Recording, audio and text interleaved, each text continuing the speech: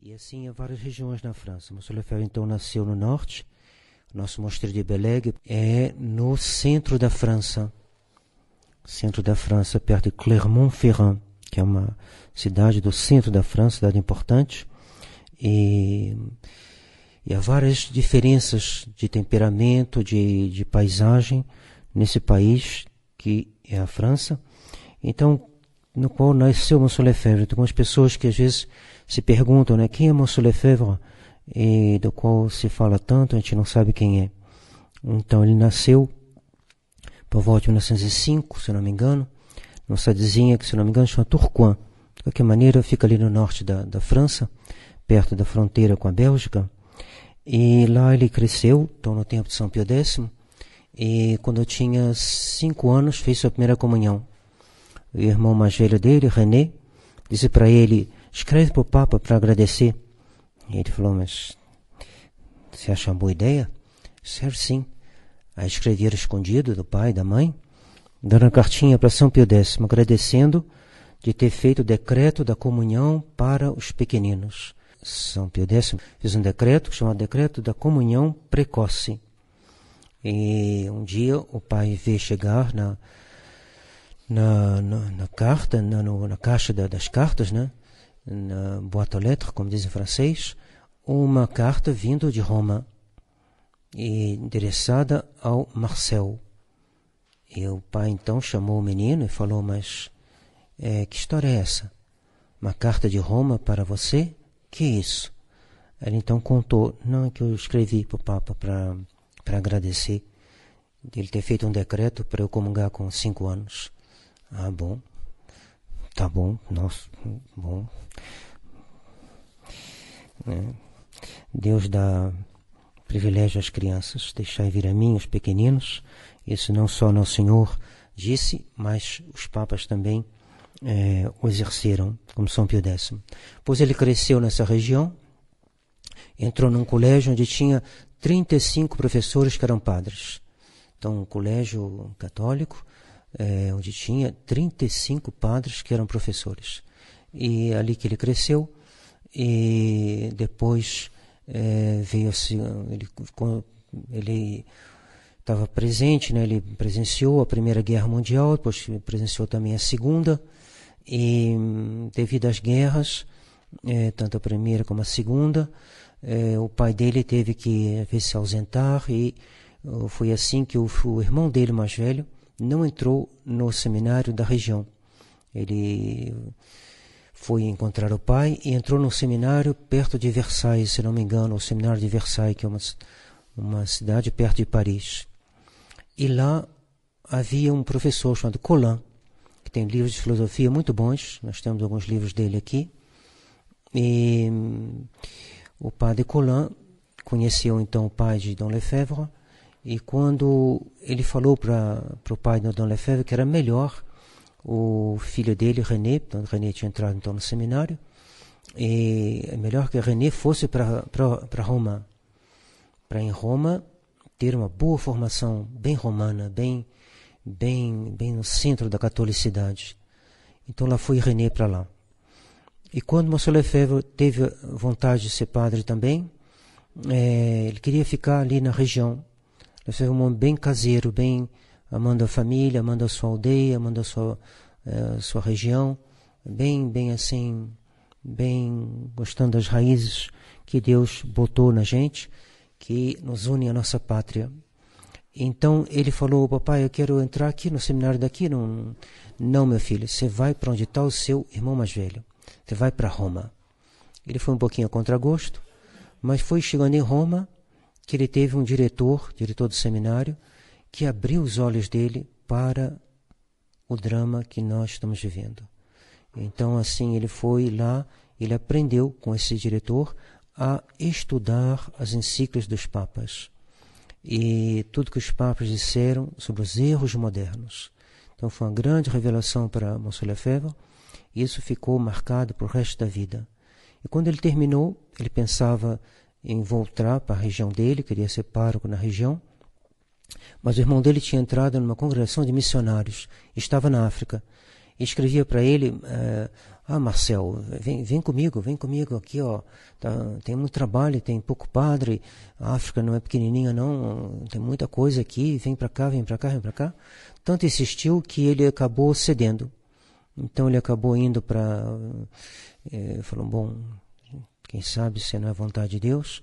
Então ele se despediu da paróquia, falou com o bispo dele, o bispo deixou, e ele ingressou no noviciado da Congregação do Espírito Santo. E é lá que ele vai então se formar e vai ser enviado para a África. Na África ele vai ficar um tempo prolongado. 15 anos depois ele estava indo numa missão, numa canoa, quando ele vê lá na curva do rio, né, uma outra canoa vindo. E aí ele vê que é isso aí, o que estão trazendo? Deve ser para mim isso aí. Aí chegou a outra canoa junto dele e falou, tem uma carta aqui do seu superior. Ele abriu e era uma ordem para voltar para a França. E dizem que ele chorou. Ele não queria deixar a África. Ele chorou, algumas lágrimas devido nos olhos, né? E ele falou, bom, é a vontade de Deus. Aí voltou para a França, foi responsável pelo noviciado, pela casa de formação, melhor dizendo, da congregação. E dali ele depois vai, se não me engano, voltar para a África e vai ser sagrado bispo, vai ser bispo e arcebispo de Dakar. Pois Pio XII vai fazê-lo delegado apostólico para toda a África, responsável então, representante do Papa em toda a África, e ali ele vai então, da África de língua francesa, ele vai acabar sendo eleito superior da congregação dele. Não sei se foi logo antes do concílio, depois do concílio, ou nos anos que precederam o concílio, me atrapalho um pouquinho com as datas. Sei que ele teve no concílio como nos 2 anos de preparação dos esquemas para o concílio. E dali para frente, bom, é o que vocês têm escutado a gente falar de vez em quando, da importância desse grande bispo, que depois de São Pio X, me parece, o personagem da igreja, assim, da hierarquia da igreja, que teve um papel mais marcante no século XX. Vamos continuar nosso catecismo. Então, o 8º artigo do credo.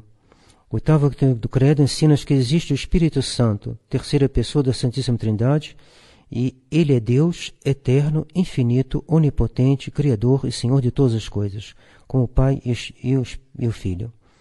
Então, o Espírito Santo é Deus, é eterno, é infinito, é onipotente, é Criador e é Senhor de todas as coisas.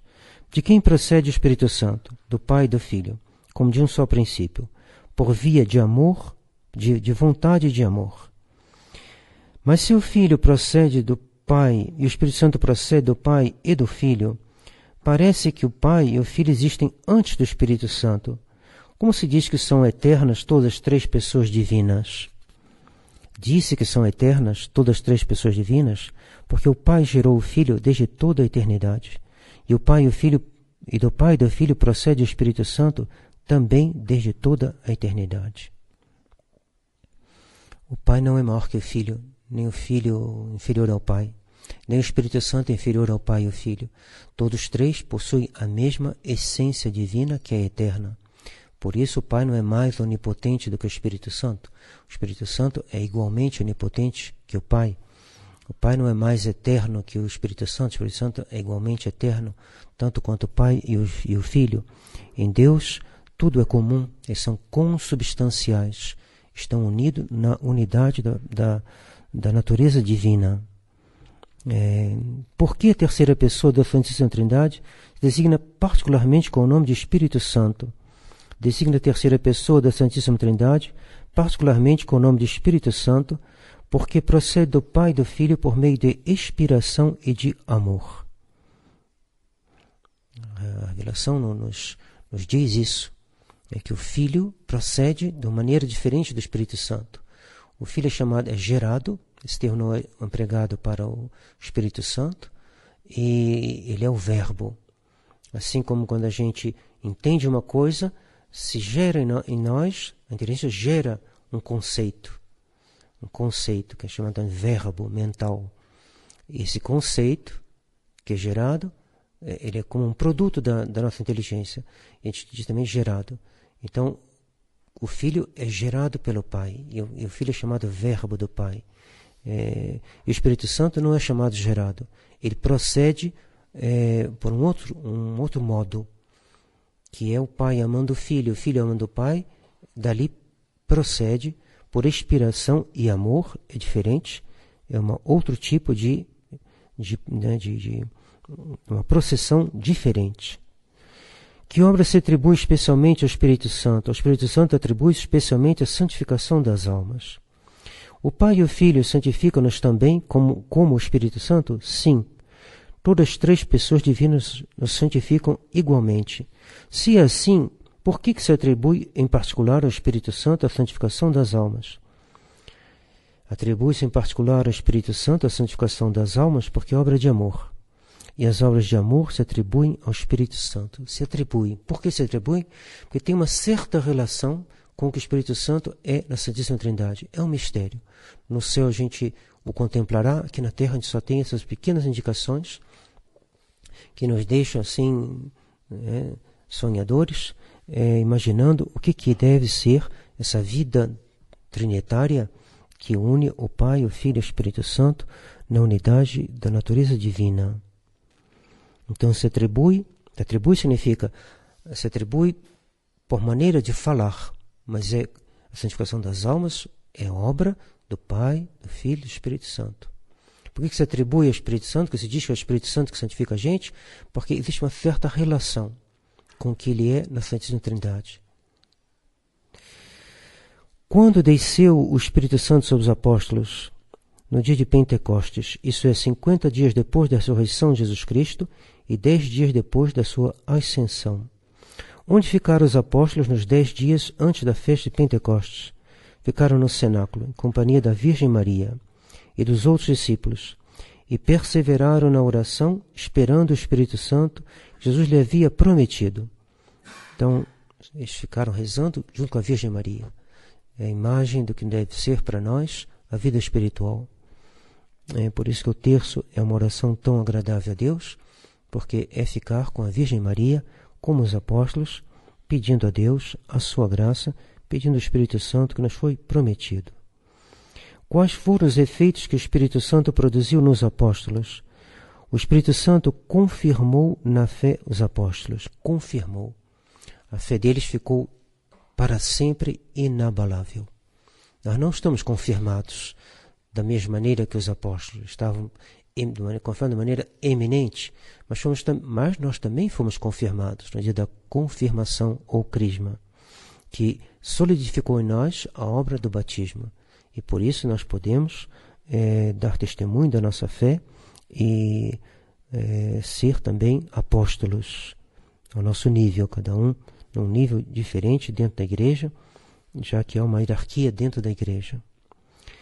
Encheu-os, então o Espírito Santo confirmou na fé os apóstolos, encheu-os de luzes, de forças, de caridade e da abundância de todos os seus dons. Foi enviado o Espírito Santo só aos apóstolos? O Espírito Santo foi enviado a toda a igreja e a todas as almas fiéis.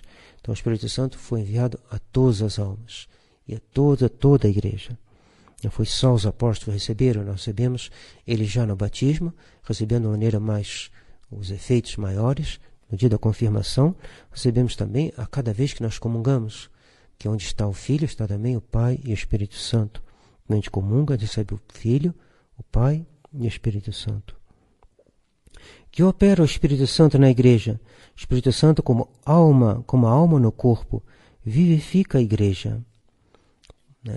Quem é que vivifica esses que como Dom Lefebvre e Dom Antônio, resistiram durante o concílio e depois no pós-concílio? Quem é que os deu força? O Espírito Santo. Quem é que deu força aos católicos de toda parte do mundo de guardarem a fé católica e de resistirem ao modernismo e progressismo? Espírito Santo. Quem é que deu, sempre que se vê essa vida da igreja, é o Espírito Santo, que como a alma vivifica o corpo, assim o Espírito Santo vivifica os membros da igreja. Ele vivifica então a igreja com sua graça e com seus dons. estabelece nela o reino da verdade e do amor. Da verdade e do amor.